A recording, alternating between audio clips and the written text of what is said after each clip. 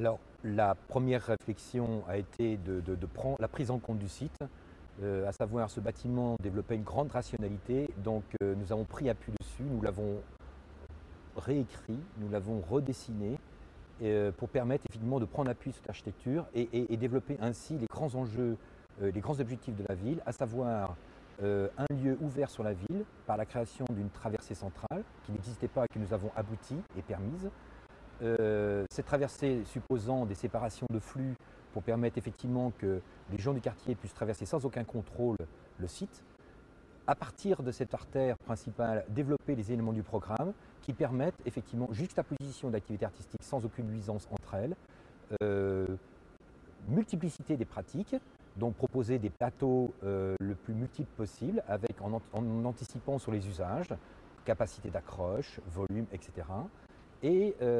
juxtaposition aussi par rapport à des activités donc appelées pôles événementiels économiques, à savoir grâce à la location d'espaces, à savoir les commerces, possibilité aussi d'accueillir des salons, des expositions et aussi des conventions d'entreprise.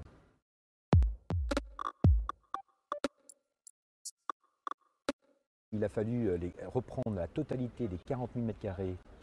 existants, en développer d'autres pour créer des sous-sols et refaire donc tous les planchers. On a recréé les planchers à l'altitude où ils étaient donc, historiquement, pour ne pas remettre en cause les seuils.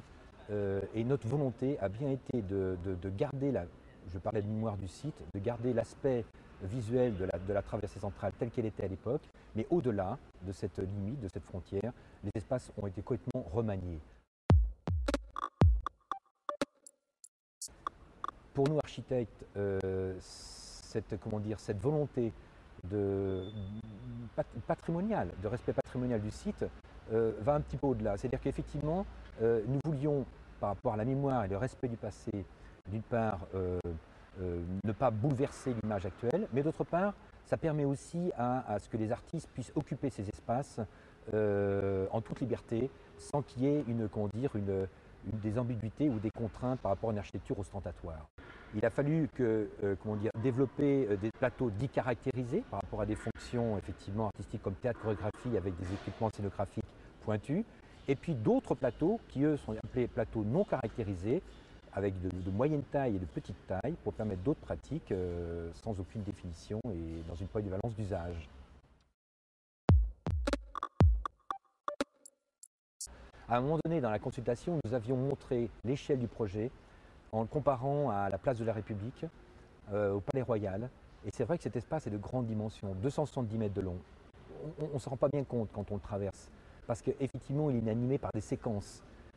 constituées d'une part par les bâtiments et des séquences aussi constituées par les éléments programmatiques eux-mêmes, à savoir les ateliers, les grands ateliers dans la halle Aubervilliers, les plus petits ateliers dans la halle Curial, avec une séquence de salles de spectacle 200 et 400 qui prennent une position centrale naturelle et permet de séquencer ainsi les parcours pour terminer sur un lieu qu'on appelle la placette ou le jardin, qui sera un lieu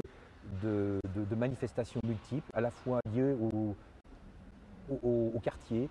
à la fois lié au commerce, mais aussi pouvant être des lieux d'événementiel artistique.